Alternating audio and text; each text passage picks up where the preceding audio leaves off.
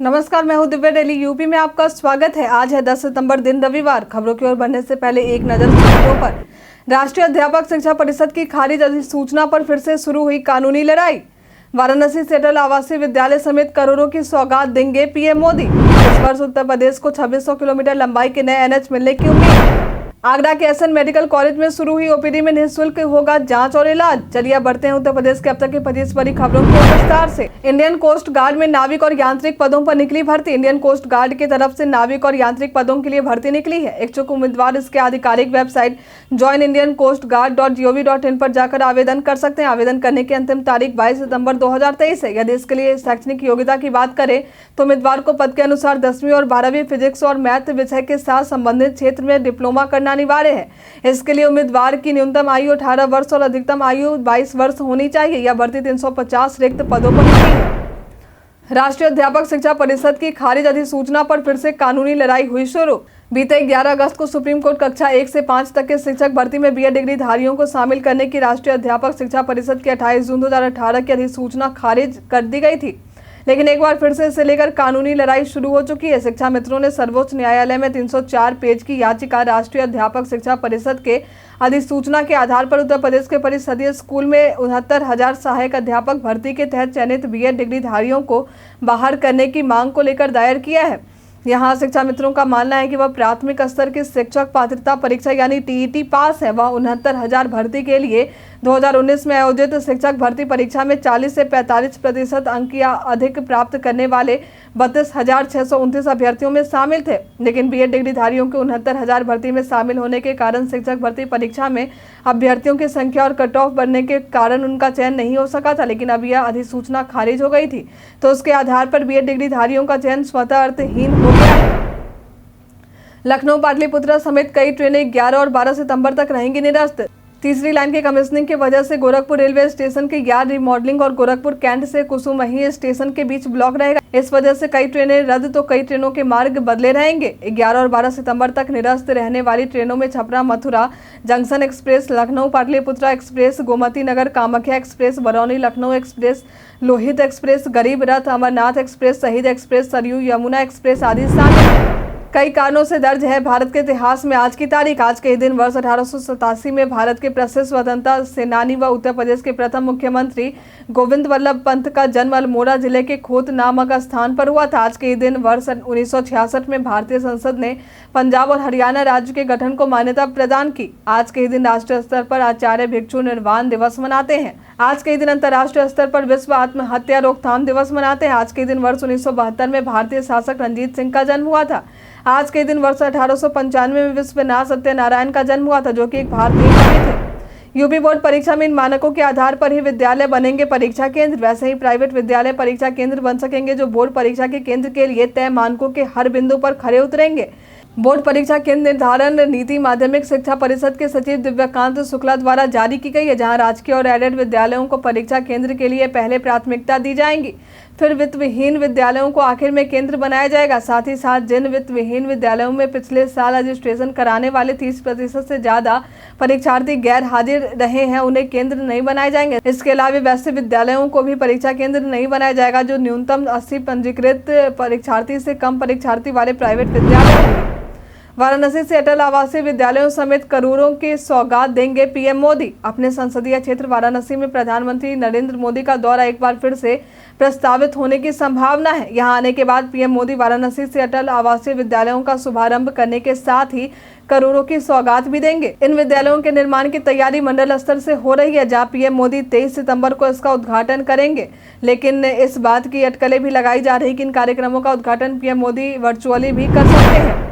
इस वर्ष उत्तर प्रदेश को 2600 किलोमीटर लंबाई के नए एनएच मिलने की उम्मीद है कि इसी वर्ष 2600 किलोमीटर से भी अधिक लंबाई में नए नेशनल हाईवे का काम उत्तर प्रदेश में पूरा कर लिया जाएगा। बता दें कि लोक निर्माण विभाग को चालू वित्तीय वर्ष में एनएच के 60 प्रोजेक्ट दिए जाएंगे।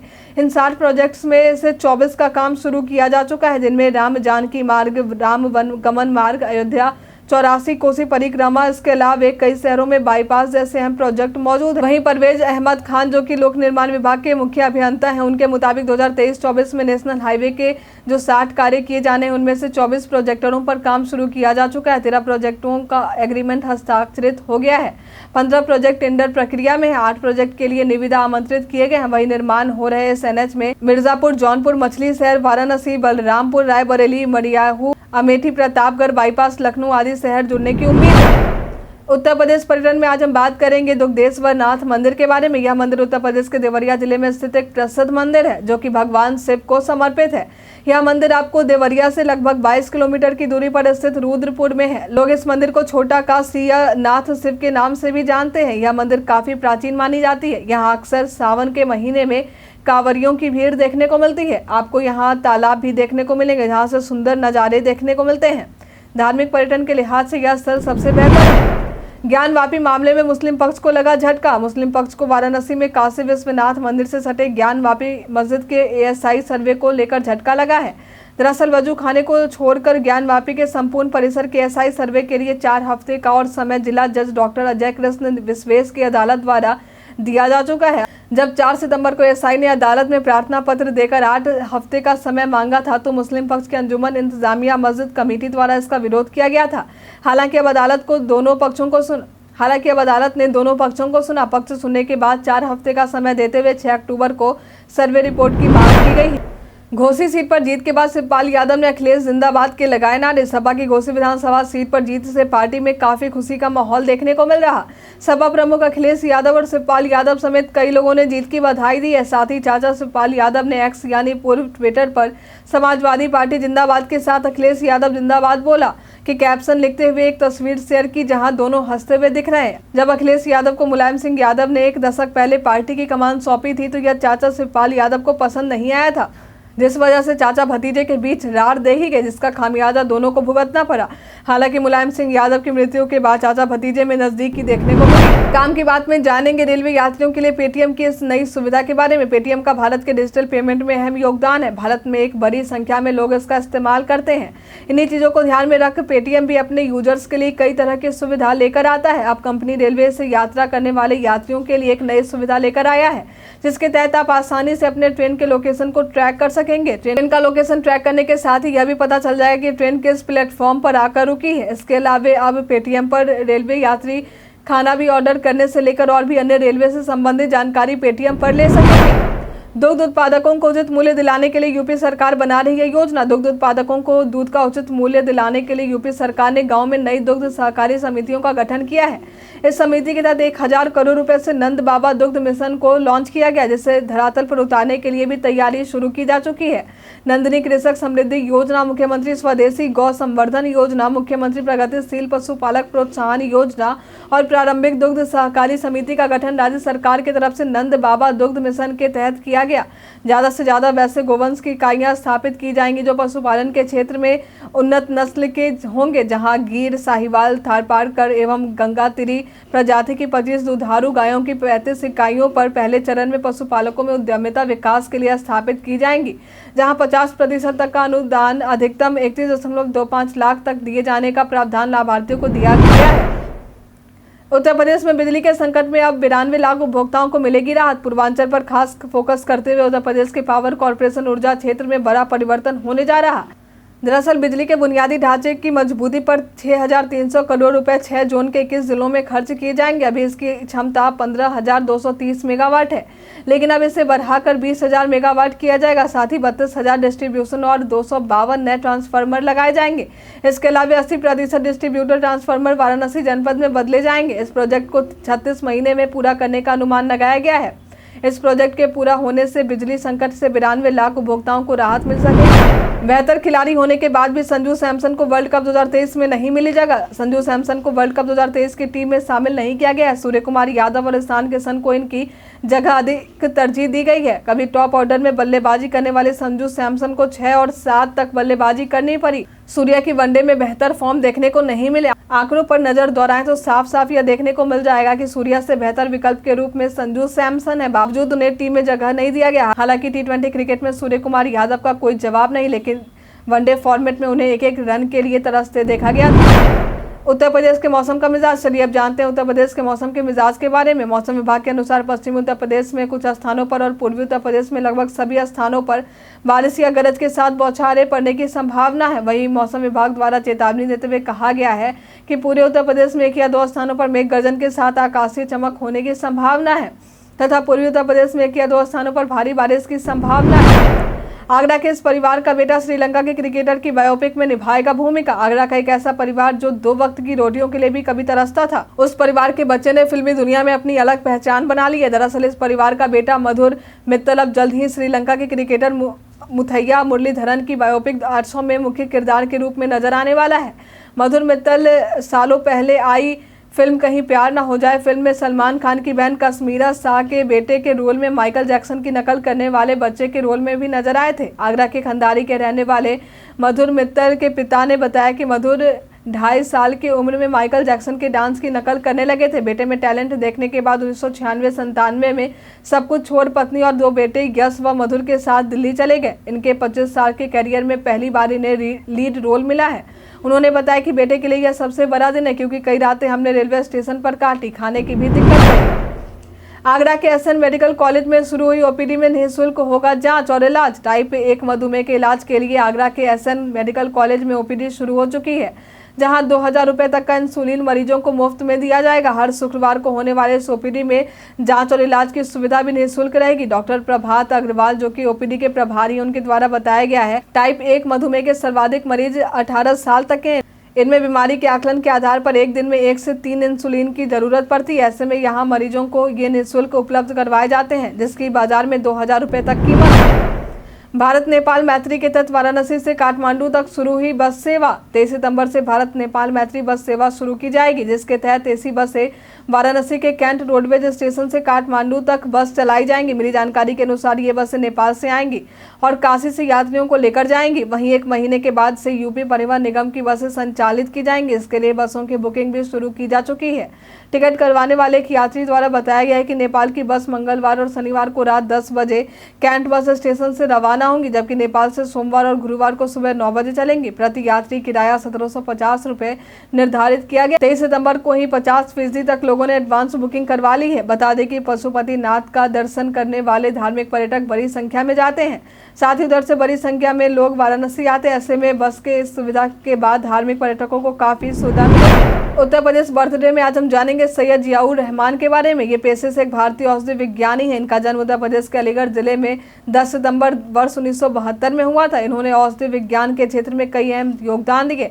इस वजह से ये राष्ट्रीय और अंतर्राष्ट्रीय पुरस्कारों से भी सम्मानित किए गए, जिनमें international alumni leadership award, Mewat Ratna 2022, pharma Ratna award 2017, Servier young investigator award of IUPACR, international union of basic and clinical pharmacology आदि शामिल। विद्यालयों की सुरक्षा को ध्यान में रखते हुए केंद्रीय माध्यमिक शिक्षा बोर्ड ने जारी किए निर्देश। विद्यालयों की सुरक्षा को ध्यान में रखते हुए केंद्रीय माध्यमिक शिक्षा बोर्ड की तरफ से निर्देश जारी किए गए हैं, जिससे लेकर CBSE विद्यालयों के समन्वयक डॉक्टर जगदीश शर्मा द्वारा बताया गया है कि इन निर्देशों के अनुसार स्कूल के अंदर अभिभावक के अतिरिक्त कोई भी बाहरी व्यक्ति बिना प्रधानाचार्य की अनुमति के प्रवेश नहीं कर सकेगा। विद्यालय संपत्ति को हानि पहुंचाने पर सुसंगत धाराओं में प्रभावी कार्रवाई की जाएगी। छात्रों द्वारा प्रधानाचार्य या अध्यापकों की विशेष अनुमति के अलावा स्कूल में मोबाइल फोन प्रतिबंधित रहेगा। किसी भी आकस्मिक दुर्घटना के समय घटना की जाँच जनपद के उच्च राजपत्रित अधिकारी, एक मजिस्ट्रेट और एक जनपद स्तर के नामित स्कूल प्रतिनिधि की कमेटी के उपरांत ही FIR की जाएगी। घटना से कोई संबंध न रखने वाले विद्यालय प्रशासन और अन्य कर्मी को नामित कर परेशान नहीं किया जाएगा। विभागों की कंजूसी देख शासन ने जताई चिंता। शासन द्वारा विभागों की कंजूसी देखते हुए चिंता जताई गई है। साथ ही ज्यादा से ज्यादा खर्च करने के निर्देश दिए गए हैं। लक्ष्य निर्धारित करते हुए कहा गया है कि 15,000 करोड़ रुपए को 22 दिनों में खर्च किए जाएं। इस संबंध में 72 विभागों को अपर मुख्य सचिव दीपक कुमार द्वारा निर्देश दिए गए हैं। शासन के अनुसार पूंजीगत खर्चे से अवस्थापना और विकास के लिए रास्ते खुलते हैं, साथ ही रोजगार के अवसर भी पैदा होते हैं। लगभग 1.47 लाख करोड़ का प्रावधान इस वित्त वर्ष में पूंजीगत व्यय के लिए किया गया है। वहीं कोषागार से मिले रिपोर्ट में अगस्त तक पूंजीगत व्यय पर सिर्फ 23,348 करोड़ रुपए खर्च किए गए हैं, जो इस मद के लिए बजट का महज 23% ही है।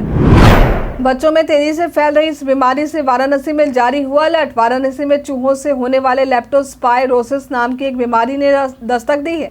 यह बीमारी अक्सर अपने निशाने पर बच्चों को ही लेती है। इस बीमारी के चपेट में अब तक 10 से भी अधिक बच्चे आ चुके हैं, जिनका इलाज अस्पतालों में चल रहा है।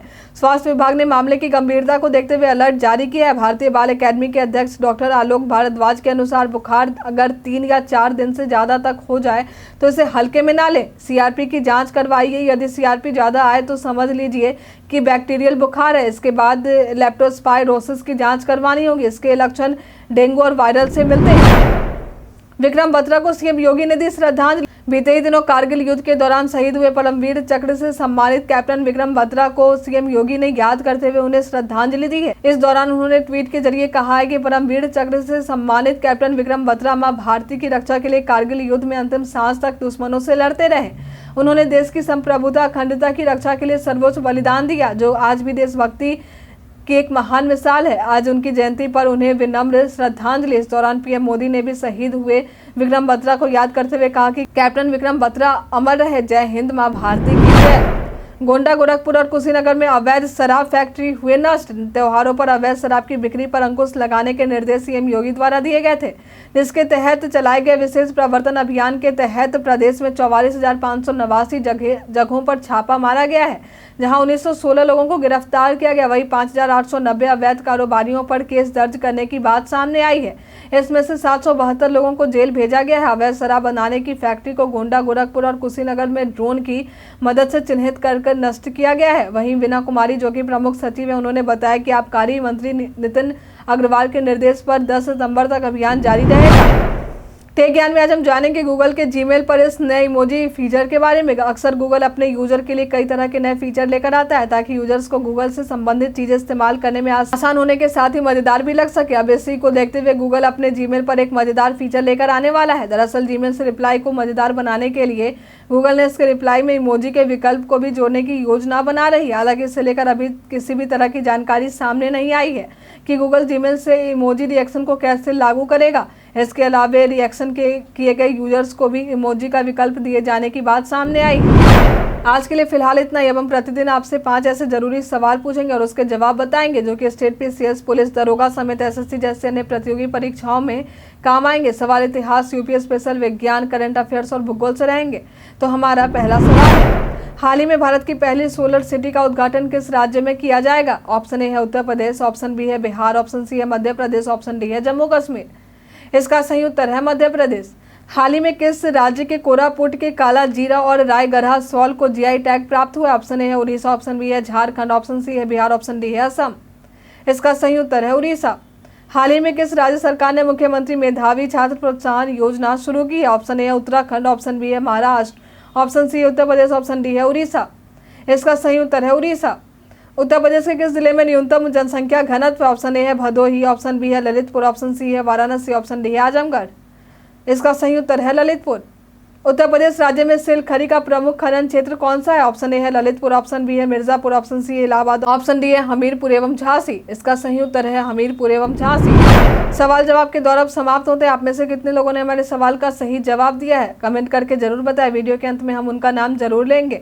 उत्तर प्रदेश के तमाम खबरों के साथ बने रहने के लिए देखते रहें डेली यूपी। और साथ ही अगर आप यूट्यूब से देख रहे हैं तो चैनल को सब्सक्राइब करें, और अगर आप फेसबुक से देख रहे हैं तो पेज को लाइक करना ना भूलें। और हाँ, आप उत्तर प्रदेश के जिस भी क्षेत्र से देख रहे हैं उस क्षेत्र का नाम हमें हमारे कमेंट सेक्शन बॉक्स में लिखकर जरूर बताएं। धन्यवाद।